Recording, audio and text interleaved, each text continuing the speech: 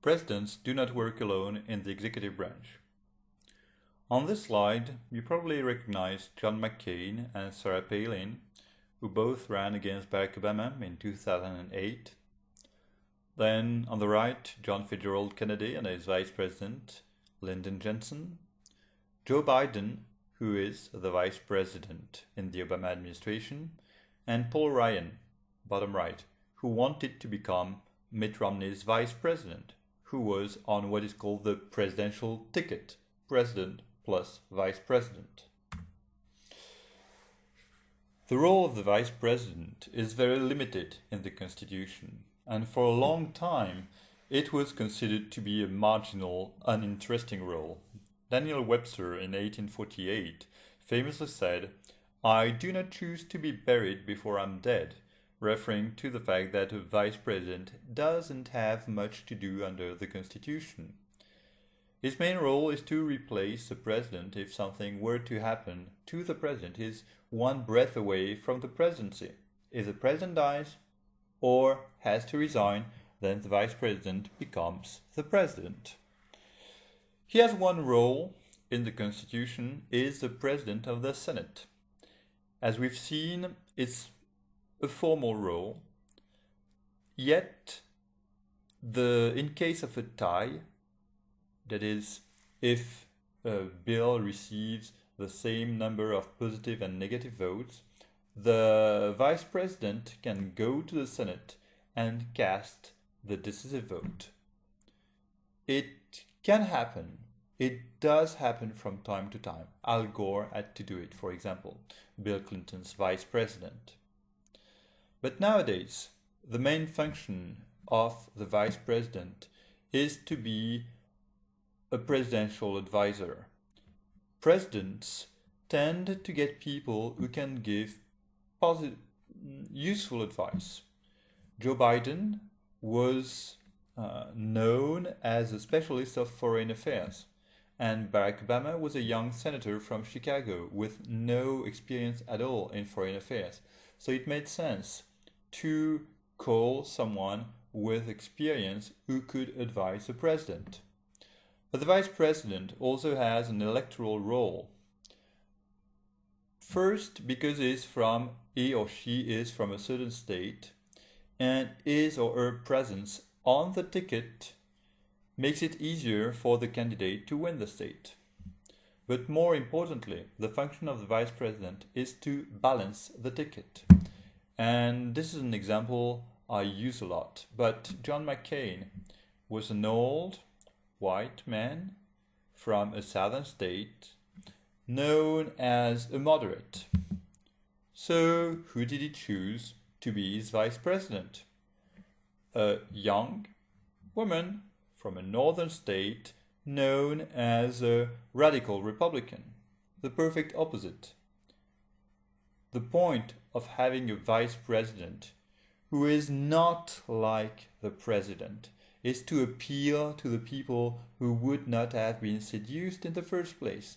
Mitt Romney chose Paul Ryan because Mitt Romney was a moderate Republican, probably too close to the center for part of the Republican Party, and it chose a vice president who was well liked by the Tea Party movement, to give a recent example. The president is advised by his cabinet.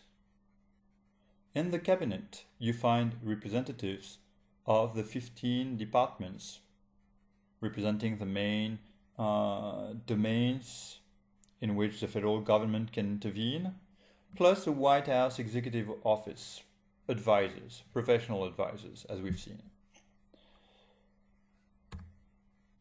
When we refer to departments, we refer to something which would be very close to les ministères in France.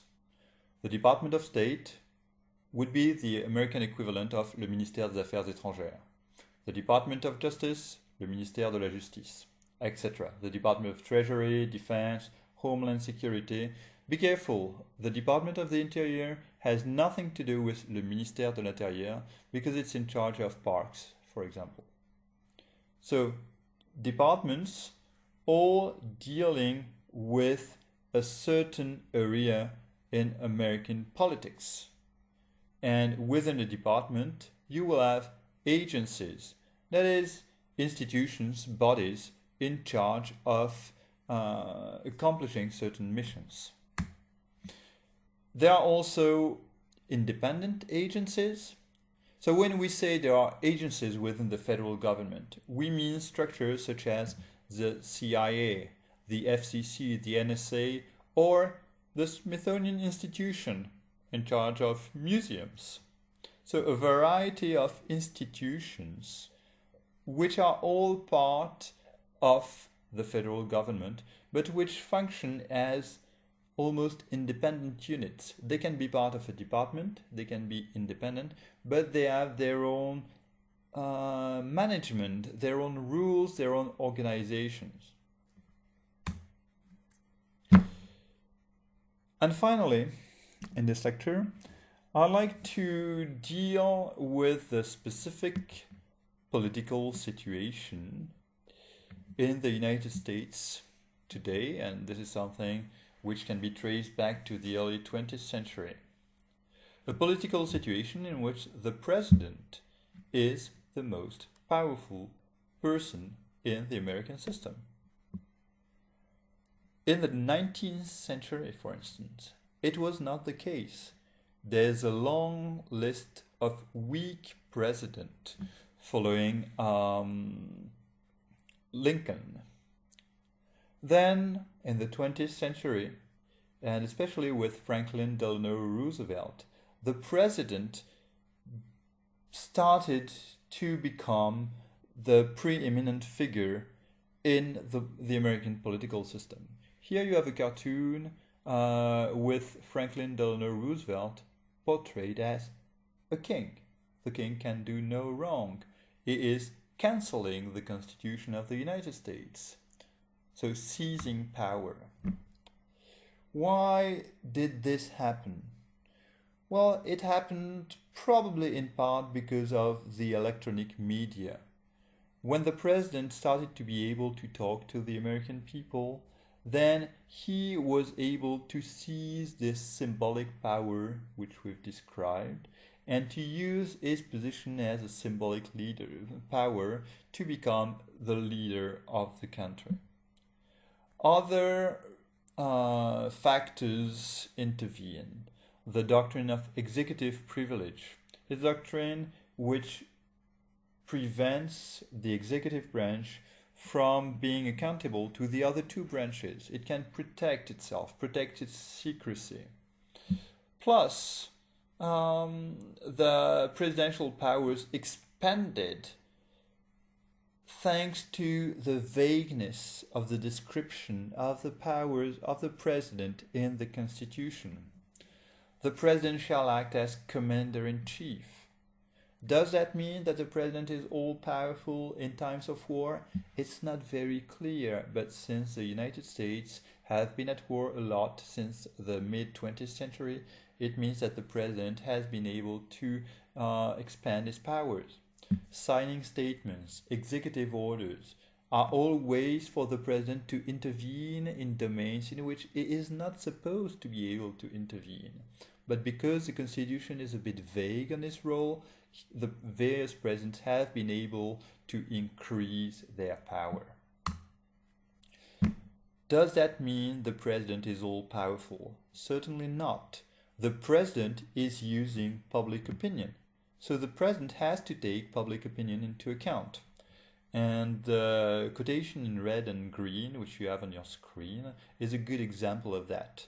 Barack Obama wanted to make a speech in 2011, but it was pointed out that there was a football game at the same time. And Mr. Obama assured the lawmakers that his speech would not interfere with the game. So the president has to be careful because he's using public opinion as a source of his power. He cannot go too much against public opinion, and it would be a mistake for him, for instance, to schedule a speech during an important football game. Bureaucracy, continuity, checks from or other branches. What do we mean by that? Well, we mean that if I the president can give executive orders, but the administration is so vast and so slow that even if the president gives an order, he cannot change things radically. Bureaucracy is also called red tape in the United States. And in this cartoon, you see the red tape as an octopus paralyzing the country and slowing down the actions of the president. So the president can give executive orders, but he cannot change things radically just because he wants to. Continuity. Well, continuity is this idea that a president inherits uh, the the actions, the legacy of the presidents before him. Just an example is Guantanamo. When he was elected, Barack Obama promised that he would close down that prison in Guantanamo, and he could not do it. So he had to deal with something which was created by George W. Bush simply because it was so difficult to find a place to send the prisoners. So just because he promised to change things does not mean he can do it. And finally, the president is limited by the other two branches, by the system of checks and balances. Yes, the president can veto a bill. Yes, he can sign executive orders, but he is controlled by the Congress, which provides him with money, and by the Supreme Court, something we'll see in the final lecture, the Supreme Court, which can rule an executive order to be unconstitutional. So the Supreme Court can block executive orders, can declare them to be null. This is something we'll discuss in more details in the next and last lecture about American institutions.